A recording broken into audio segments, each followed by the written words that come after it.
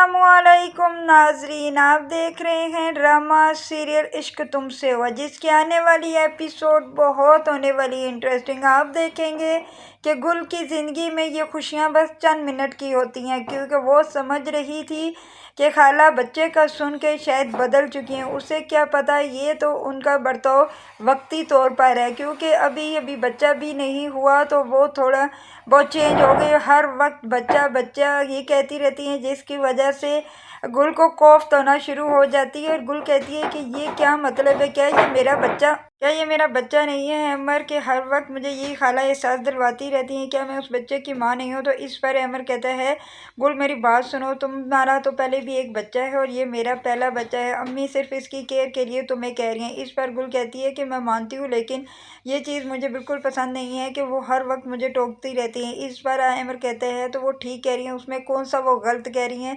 वो तुम्हारी हिफाजत के लिए कह रही हैं। और तुम जानती हो ना, अगर मेरे बच्चे को कुछ हुआ तो गुल तुम्हें मैं छोड़ूंगा नहीं। ये कहकर वहाँ से अमर चला जाता है और गुल को बहुत परेशान हो जाती है। गुल कहती है कि ये क्या हो गया, अमर का रवैया कैसे चेंज हो गया। पहले भी तो अमर का रवैया चेंज हो गया था, लेकिन जब से इसने बच्चे का सुना था तो बहुत खुश था। लेकिन अब जैसे जैसे वक्त गुजरता जा रहा है, अमर का रवैया भी गुल के साथ चेंज होता जा रहा है। ये सोच सोच कर गुल परेशान हो जाती है, अगर यही रवैया रहा तो मेरे साथ का क्या बनेगा, क्योंकि ये लोग तो अब साथ को एक्सेप्ट ही नहीं करे, वो तो इसको अपना बच्चा ही नहीं मान रहे। अगर वो बच्चा जब दुनिया में आ जाएगा तो साहत की तो इस घर में बिल्कुल भी जगह नहीं रहेगी। इधर आप ये भी देखेंगे कि बुशरा बेगम भी बहुत परेशान है। वो अपने मियाँ सईद जाके सदीक को कहती है कि ये गुल मेरी बात बिल्कुल नहीं मानती और हमारे आने वाले बच्चे की बिल्कुल परवाह नहीं करते। जब देखो उछलती रहती है, इधर उधर होती रहती है। मैंने इसे कितनी बार कहा है कि एहतियात किया करो, अगर मेरे अमर के बच्चे को कुछ हो गया ना सदीक साहब, तो मैं बिल्कुल भी इस गौर की बच्ची को नहीं छोड़ूंगी, मैं इस घर से इसे निकाल दूंगी। अगर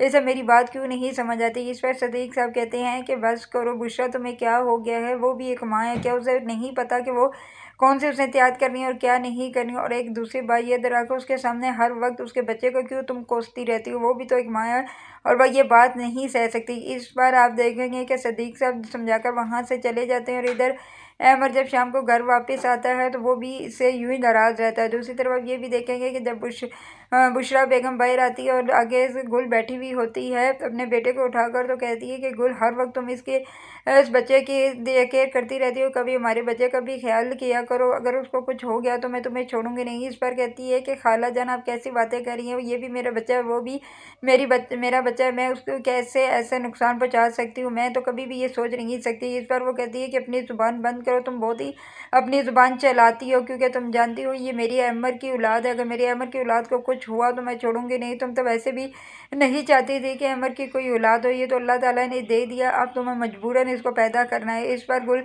हैरान हो जाती है और कहती है कि खाला जान आपको क्या हो गया है, क्यों आप सब लोग मेरे पीछे पड़ गए हैं और मेरे बेटे के पीछे पड़ गए हैं, क्योंकि मैं इसकी भी माँ हूँ और उस बच्चे की भी माँ हूँ। मुझे अब सबसे ज़्यादा इस बच्चे का एहसास है कि इसे दुनिया में लाना है और इसके लिए क्या मुझे एहतियात करनी है। इस पर आप देखेंगे दूसरी तरफ तो नौशी के दिल में आग लगी हुई है, जब से उसने ये सुना है कि गुल माँ बनने वाली, वो तो कभी बर्दाश्त ही नहीं कर सकती थी। यही सोच कर वो पागल हो रही होती है कि मैं कुछ ना कुछ तो ऐसा करूँगी कि जिसकी वजह से इन सब की खुशी पानी में मिल जाएगी। ये सोच रही होती है तो ऊपर से बुशरा बेगम आ जाती है और बुशरा को कहती है कि माँ आप यहाँ क्यों आई हैं, मैं जानती हूँ कि आपको अभी कोई मतलब होगा तब आई हैं। इस पर वो कहती है नहीं बेटा, तुम मुझे गलत मत समझो, मैं जानती हूँ कि तुम अमर से बहुत मोहब्बत करते हो, गुल से नफरत करती थी, लेकिन मैं भी यही चाहती थी कि तुम्हारी शादी मैं अमर के साथ करवा दूँ, लेकिन एंड टाइम ये अल्लाह ताला को कुछ और ही मंजूर था। इस पर आगे से नौशी कहती है कि मैं जानती हूँ आप जो भी कह रही हैं, बस करें अब यहाँ से चले जाएं, मेरा दिमाग मत ख़राब करें, आगे मेरा दिमाग में पता नहीं क्या हो रहा है। इस पर वो कहती है कि बुशरा बेगम तुम अपने दिमाग पे इतना ज़ोर मत दो,